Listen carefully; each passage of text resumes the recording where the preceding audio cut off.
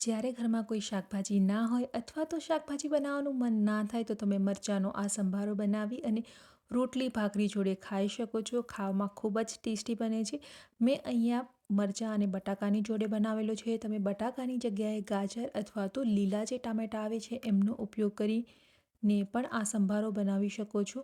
તમે માત્ર મરચાંનો સંભારો પણ અહીંયા બનાવી શકો છો. સાથે મેં અહીંયા મેથીનો ઉપયોગ કર્યો છે, જે આપણા હેલ્થ માટે પણ ખૂબ જ સારી છે. તો મરચાંને આપણે સૌથી પહેલાં આ રીતે કટ કરી લેવાના છે. તો મેં અહીંયા મોટી સાઇઝના મરચાં લીધેલા છે, એટલે આ રીતે 2 ટુકડામાં કટ કરી લીધા છે. જો નાની સાઇઝના મરચાં હોય તો તમે માત્ર વચ્ચેથી કટ કરીને પણ બનાવી શકો છો. જો મરચાં થોડા તીખા હશે તો એકદમ સરસ આપણો સંભારો બનશે. આ રીતે મરચાં કટ થઈ ગયા છે. હવે આપણે બટાકાને કટ કરી લઈએ. તો મીડિયમ સાઇઝનું મેં અહીંયા એક બટાકું લીધું છે. તો બટાકાને પણ આપણે એકદમ પતલી સ્લાઇસમાં કટ કરવાનું છે, જેનાથી ઝડપથી એ કૂક થઈ જાય. તો આ રીતે આપણે એકદમ પતલી સ્લાઇસની અંદર જ કટ કરી લઈશું. જો તમે અહીંયા ગાજર લેતા હોય તો ગાજરને પણ તમારે આ રીતે એકદમ પતલી સ્લાઇસમાં જ કટ કરવાનું છે.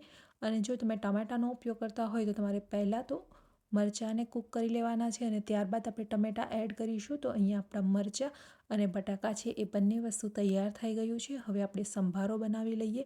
આ સંભારાને તમે ભાખરી અથવા તો રોટલીની જોડે પણ ખાઈ શકો છો. ખાવામાં ખૂબ જ ટેસ્ટી બને છે. માત્ર તમારે એમની અંદર મીઠું અને જે આપણે મેથીનો ઉપયોગ કરીએ છીએ એમનું તમારે એકદમ પરફેક્ટ માપ રાખવાનું છે. તો તમારો સંભારો ખૂબ જ સરસ બનશે. અને સંભારા માટે મેં અહીંયા જે મેથી લીધેલી છે એ મેથીને આપણે રોસ્ટ કરીને લેવાની છે.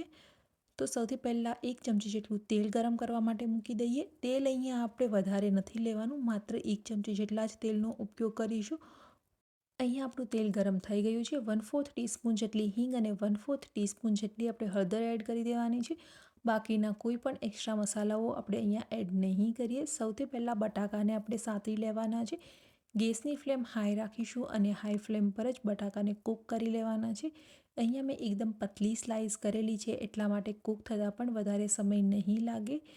બટાકા અહીંયા આપણા કૂક થઈ ગયા છે. ત્યારબાદ આપણે મરચાં એડ કરી દઈએ. તો બટાકાને મેં અહીંયા એકદમ પૂરા કૂક નથી કર્યા, લગભગ 80 થી 85% જેટલા જ આપણે કૂક કરીશું. થોડી ક્રન્ચીનેસ આવશે તો ખાવાની ખૂબ જ મજા આવશે. મરચાંને પણ હાઈ ફ્લેમ પર જ આપણે કૂક કરવાના છે અને એમની અંદર થોડી ડિઝાઇન પડે ત્યાં સુધી કૂક કરી લઈશું. હવે એમની અંદર આપણે મીઠું અને મેથીનો પાવડર એડ કરવાનો છે. તો મેથીનો પાવડર છે મેં મેથીને રોસ્ટ કરી અને ત્યારબાદ પાવડર તૈયાર કરેલો છે. ડાયરેક્ટ જ આપણે મેથીનો પાવડર અહીંયા ઉપયોગ નહીં કરીએ. તો મેથીને રોસ્ટ કરીને ઉપયોગ કરીશું. 2 ચમચી જેટલું મીઠું અને 4 ચમચી જેટલો મેથીનો પાવડર એડ કરી લઈએ. તો જ્યારે પણ તમે આ સંભારો બનાવો ત્યારે મેથી અને મીઠાનું પ્રમાણ આ રીતે જ રાખવાનું છે. જે મેથી છે એ આપણા મીઠા કરતાં ડબલ લઈશું, જેનાથી સંભારો છે એ કડવો પણ નહીં લાગે અને ખાવાની પણ ખૂબ જ મજા આવશે. બધી વસ્તુ મિક્સ કરી લઈએ અને હવે ગેસની ફ્લેમને બંધ કરી દેવાની છે. સંભારો આપણો બની અને તૈયાર થઈ ગયો છે. માત્ર 5 જ મિનિટ લાગશે આ સંભારો બનતા અને ખાવાની ખૂબ જ મજા આવશે. રેસીપી કેવી લાગી કમેન્ટ કરી અને જરૂરથી બતાવજો. અને હજુ સુધી જો તમે ચેનલને સબસ્ક્રાઈબ નથી કરી તો સબસ્ક્રાઈબ કરી અને બાજુમાં રહેલા બેલ આઇકન પર ક્લિક કરી દો, જેનાથી તમને ડેઇલી નોટિફિકેશન મળતી રહે. જો વિડીયો પસંદ આવ્યો હોય તો ફ્રેન્ડ્સ અને ફેમિલીમાં જરૂરથી શેર કરજો. એક વખત આ રેસીપી જરૂરથી ટ્રાય કરજો અને મને કમેન્ટ કરીને બતાવજો કે રેસીપી કેવી લાગી.